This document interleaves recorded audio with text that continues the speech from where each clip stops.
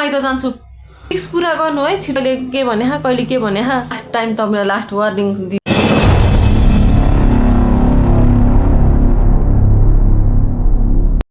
hello साथीहरु सबैजनालाई स्वागत छ दीपिका दुलाल युट्युब च्यानलमा आई होप तपाईहरु सबैजना सन्चै हुनुहुन्छ होला म पनि एकदम सन्चै छु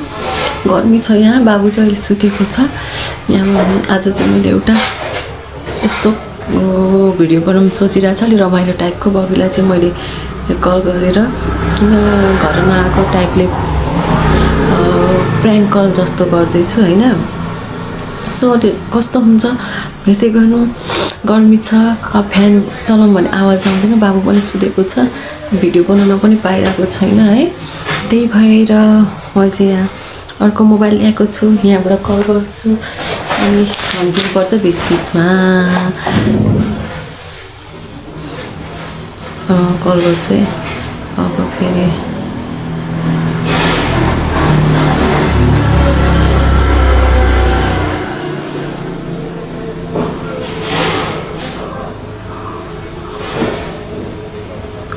घन्टी जाँदैन कि क्या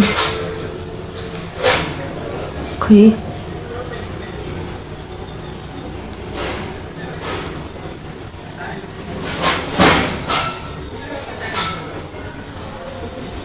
अनि यहाँ गर्मी भएर फ्यानले घन्टी त गइरहेछ ए बाको फोन पनि नउठाउने ए बाबा यत्रो हिम्मत तिनीहरूको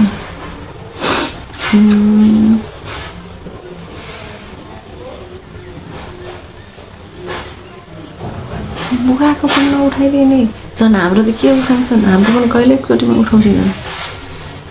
फेरि म गर्छु उठेन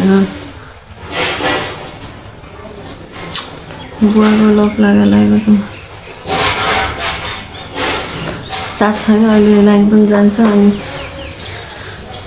बाबु पनि उठ्छन् केही गर्ने पाउँदिनँ मैले त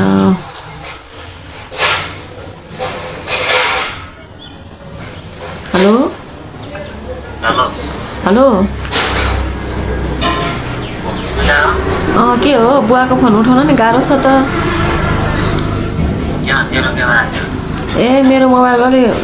उयो मोबाइल झरेर उयो भएको थियो क्या साउन्ड आउँदैन अनि बाबुले खसालिदिएर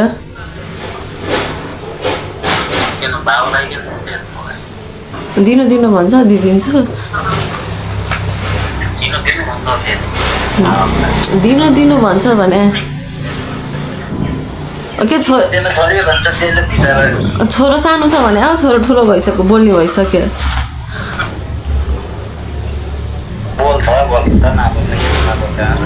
के गर्दै हुनुहुन्छ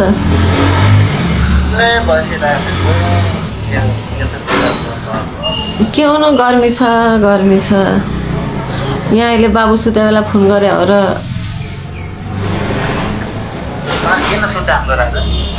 सुतिहाल्छ नि दिउँसो त सुत्यो के गर्नु कोसँग बोलेर बस्नु बाबा छैनन् घरमा के गर्नु अनि मम्मीसँग मात्र भएर हुन्छ अनि एउटा कुरा गर्न फोन गरे अब हजुरबा हजुरआमा हुनुहुन्छ अनि अब काम पनि हुन्छ नि त सबैजनाको फ्रीमा एउटा कुरा सोध्नु के तपाईँ घर नआउने भने कस्तो घर आउने बाटो पनि बिर्सिनु भयो कि क्या हो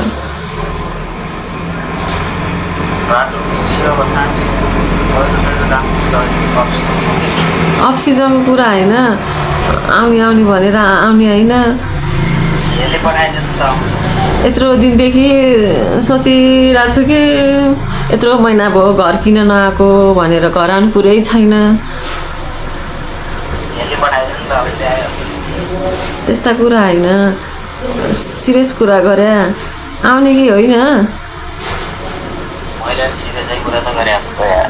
आउने हो कि होइन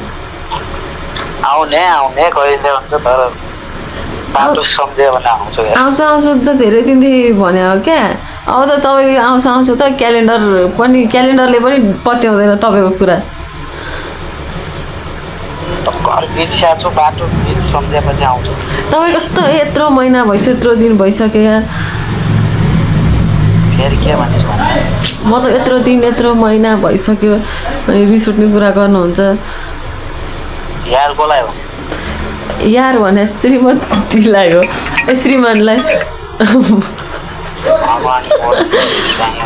अनि अब त छिमेकी नै सोध्नु थालिसक्यो क्या है तपाईँको बुढा विदेश जानु भएको किन नआएको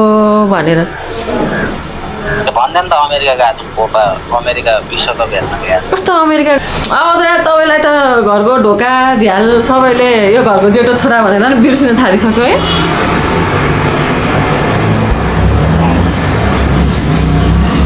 कि सुने घरले थरी बिर्सिन्छ कि सुने होइन तैँले बिर्स्यानी घरको ढोकाले थरी बिर्सिन्छ त्यही त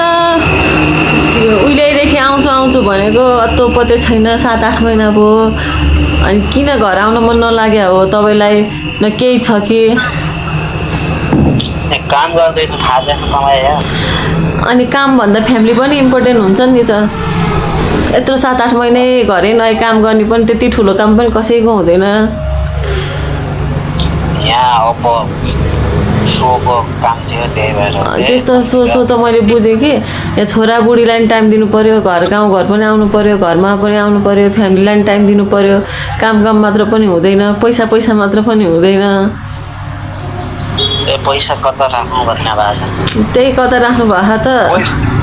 कोही ब्याज लिन न भन्ने कोही त्यही त ब्याजै लिन्छन् साउको भन्दा ब्याजकै माया हुन्छ अरे ब्याजै लिन्छन्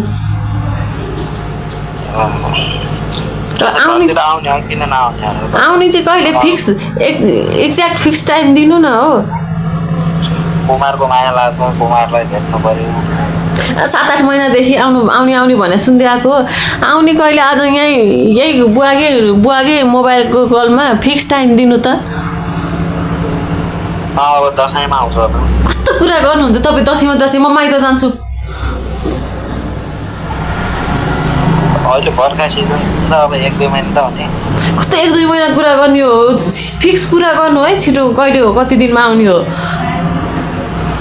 नयाँ वर्ष मन नआउने भने नयाँ वर्ष मान्न नि आएन कहिले के भने कहिले के भने फिक्स हो दसैँमा मलाई फिक्स कुरा गर्नु के कहिले आउने कति दिनमा आउने दसैँमा आउनु भयो म पनि अब माइत जान्छु अब के भन्छ अर्को महिनादेखि बर्खा सुरु हुन्छ यही महिना जानु पर्यो त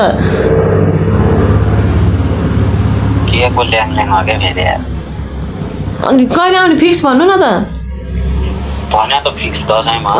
त्यो त कुरो म मान्दिनँ अहिले भन्नु पर्यो यहाँ सोको कामहरू चलिरहेको छ त्यो सो मलाई थाहा भएन के घर आउने कुरो गर्नु न सोको कुरो होइन मैले घर आउने किन आउने होइन भनेर फोन गरे हो मेरोमा साउन्ड छैन बुवाकोबाट त सेल मोड आउँदैछ के सानो त्यही भएर काम चलिरहेको छ कहिले अब अडिसन खोले त्यस्तो हुँदैन क्या त्यस्तो हुँदैन त्यस्तो काम अब यसमै केही गर्ने भनेर लाग्यो केही गर्नु परेन यहाँ अघि घर नआइ त्यस्तो काम गर्ने बबिलाई हेप्न थाले छ अहिले हेप्ने काम गरेपछि हेपिन्छ घरै नआउने 8-9 महिना भइसक्यो बाहिर इज्जत हुन्छ घरमा हुँदैन भने त ठिकै रहेछ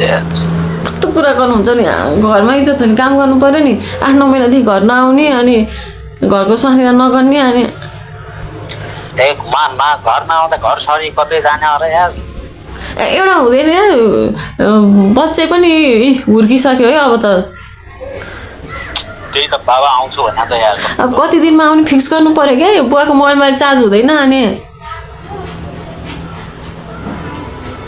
बुवाको मोबाइलमा किन चार्ज नहुनु हाम्रोमा लाइन जान्छ दिउँसो छिटो भन्नु न कहिले हो तपाईँ आउने भयो यति दिनमा आउने भन्नु नत्र म माइत जान्छु नि अनि त्यसपछि माइत गएपछि म कन्ट्याक्ट गर्दिनँ फेरि तपाईँसँग जान्छु त तपाईँ नआउने भयो तपाईँ चाहिँ घर नआउने हामी चाहिँ माइत जानु नहुने छोरा छोड्ने हुर्काउने म बढाउने म पिलाउने म खुवाउने म बिरामी हुँदा अस्पताल लाने म छोरा छोड्ने रे ज्याममा दिनु भने छोरालाई त्यहीँ छोड्दै जा छोरालाई छोडिदिए भन्न सजिलो छ आमा बाबु बरु तपाईँ 8-9 महिनादेखि त्यति धेरै हेर्नु पनि भएको छैन जन्मदेखिबाट मैले हो सबै गरेको मैले केही गरेको छैन तपाईँ त भिडियोमा मेरो छोरा कति ह्यान्डसम मात्र भने हो त्यो भने के हो त्यो त अब भिडियोमा देखेपछि राम्रो अर्काले हुर्काएर राम्रो बनाइदिएपछि मेरो छोरा कति ह्यान्डसम भन्छ आएर बोकेर खेलाउन लाने बाबाको कर्तव्य पुरा गर्ने गर्नु न फेरि भन्दै अर्काको छोरा अरे मतलब अर्काले हुर्काएपछि भने के अर्काले हुर्काएको पहिले मैले हुर्काएन तपाईँले त फोनबाट हुर्काएको हो एकदम कुरा नभए ल छोडिदिउँ यो कुरा तपाईँ फ्याक्ट कुरा गर्नु कति दिनमा आउने म दसैँमा होइन यहाँ बुवाले नि यहाँ भन्दै हुनुहुन्छ कहिले आउँछ भनेर आउने कुरा बुवासँग नि गर्नुहुन्न अरे त्यही भएर भन्नु छिटो दसैँमा आउँछु भने ल्याङ कुरा नगर्नु है मलाई रिस उठिसक्यो भन्नु फिक्स दसैँमा आयो होइन एकचोटि त आउनै पर्छ भन्नु कामले गर्दा रोकिया हो कामले गर्दा होइन पहिला फिक्स डेट भन्नु यही महिनामै आउनु पर्यो के त्यो के महिना हो यो असार हो यहाँ प्रोडक्सनको कामहरू चलिरहेको छ त्यो काम एक ठाउँमा हा या फ्यामिली एक ठाउँमा खान पहिला यहाँ फ्यामिलीलाई प्रायोरिटी दिनु पर्यो पहिला भन्नु कति दिनमा आउने आउँछ ट्याक्कै 2-3 महिनापछि कस्तो कुरा नगर्नु न यार कस्तरी राम्रो हिसाबले कुरा गर्नु के फेरि भन्ने कति दिनमा आउने भन्नु न पहिला आउने नि के गर्ने होला नआए जान्छु म पनि जान्छ जा दिमाग खराब गर्छ जहिले फोन गर्दा जहिले त्यही सोधे हुन्छ कहिले आउने होइन तपाईँ कसैसँग पनि घर आउने कुरा गर्नुहुन्न परिवारसँग त्यही भएर आज मैले सोधेको इरिटेट त जहिले फोन गर्दा कहिले आउने अन्त अब सबै श्रीमतीले सोध्छन् नि आफ्नो श्रीमानलाई कहिले आउने भनेर यस्तो हो तपाईँले नि फ्याक्ट कुरा यो दिनमा आउने भनेको भएको भए पो अनि नसोध्नु कहिले नयाँ वर्षमा नआउँछु भने कहिले यो गर्न आउँछु भने कहिले यस्तो टाइममा आउँछु भने खोइ त नि जाँदा जाँदै 7 महिना कट्यो त आउने वातावरण छ त घरमा अब काम छ कहिले आउने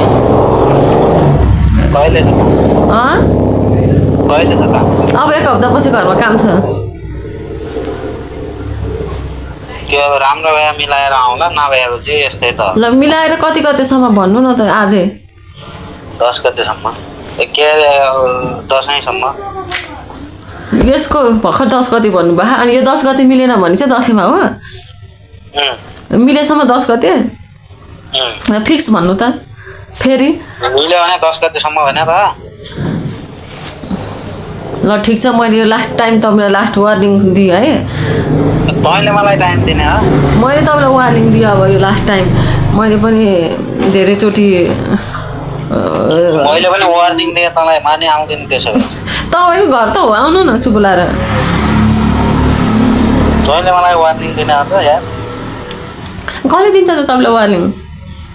बबीलाई तैँले वार्निङ दिने कसले दिन्छ त अरू छन् को अरू छन् र तपाईँलाई वार्निङ दिने मै त हो यस्तो ह्यान्डसम मान्छेको नआउन भन्न सकिन्छ यार अनि हामी पनि यस्तो राम्रो नेचुरल ब्युटी छौँ नि मान्छे आउन सक्छ होस् न लिएर आउनु बरु 10 गतेसम्म फिक्स हो के यहाँ भन्नु न पहिला के फिक्स हो 10 गतेसम्म आउन सक्छु भन्नुभएको नि यो 10 गतेसम्म आउन सक्छु नआउन सक्छु मेरो मुडको कुरा होइन अब यता सुन्नु न यता सुन्नु त भन्न मैले तपाईँलाई चेक गरेँ कहिले आउने भनेर घर बिर्सनु भएको छ कि छैन चेक गरेको हुँ मैले खास गरी तपाईँलाई यो प्र्याङ्क कल भनेर गरेको हुँ तर अब बोल्दै जाँदाखेरि चाहिँ फ्याक्ट पोइन्ट निस्क्यो क्या यस्ता प्र्याङ्क कल हुन्छन् घर कहिले आउने यो त फ्याक्ट पोइन्ट हो फ्याक्ट पोइन्ट प्र्याङ्क कल होइन सक्नु म 10 गते आउन सक्छु नि मेरो साथीहरू 10 गते आउँछु भनिसके अन्त आएको भिडियो म बनाउँछु आएनन् भने कि म हिँडेको भिडियो बनाउँछु है साथीहरू कहाँ हिँडा माइत हिँडा माइत कि अर्कै ठाउँ जानलाई होइन रौतहट हिँडा ठिकै छ जाऊ चेन्ज गरेर मैले यो टाइम दिएँ त्यसपछि सबै मेरो युट्युब फ्यामिलीले हेर्छन् अलिअलि भए पनि धेरै सब्सक्राइबर त छैनन् अलिअलि भए पनि अब घरको समस्या युट्युबमा ल्याउने भयो तिमी घरको होइन श्रीमानको गजबको कुरा भएछ त श्रीमानको जहिले झुट बोल्ने यहाँ अनि के झुट बोले के त्यही अब 7 महिनादेखि आउँछु भने हो अब यो 10 गते म आएको भिडियो नि बनाउँछु अनि आएको अब आइसकेपछि आएको खाएको सबै भिडियो बनाएर देखाउँछु है साथीहरू म आएकै देखाउँ ए हेरौँला ल काम के हुन्छ मैले अघि भनेको छैन होइन अब फिक्स आउनै पर्यो यो बुवाको मोबाइलबाट गरेको छु मैले अनि ल मेरो युट्युब साथीहरूलाई केही भन्नु बोलाइ मेरो युट्युबको साथीहरूलाई युट्युब साथीलाई के भन्ने हो म सायद 10 गते आउँदैन होला सरी त्यस्तो हुँदैन सो बनाउँदैछु मैले हेर्दैछु त्यही भएर अलिकति टाइम लाग्न सक्छ हुँदैन त्यस्तो त हुँदैन अनि आज यो फुलकुमारी कहाँबाट जोशी छन् के गराउँछन् कहिले के भन्छन् यार तपाईँले अति गर्नुभयो त्यही भएर हो अनि 81 गजबको कुरा गर्छन् कहिले काहीँ यो भिडियो बनाउनुको उद्देश्य चाहिँ अब तपाईँले झुट बोलेर नि हो यसो टाइम पास रमाइलोको लागि पनि हो टाइम पास गर ल मैले राख्ने ल काम गर्दैछु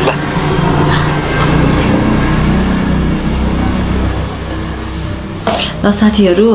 मैले गरेँ तर अलि प्र्याङ्क गर् जस्तो चाहिँ अलिक भएन क्या यो त साँच्चीकै रियल चाहिँ भएर जस्तो भयो सबैजनाले सब्सक्राइब गरिदिनु होला लाइक गरिदिनु अब चाहिँ म कन्टिन्यू भिडियो ल्याउने कोसिस गर्दैछु होइन तबसम्म सबैजनाले हेरिदिनु होला है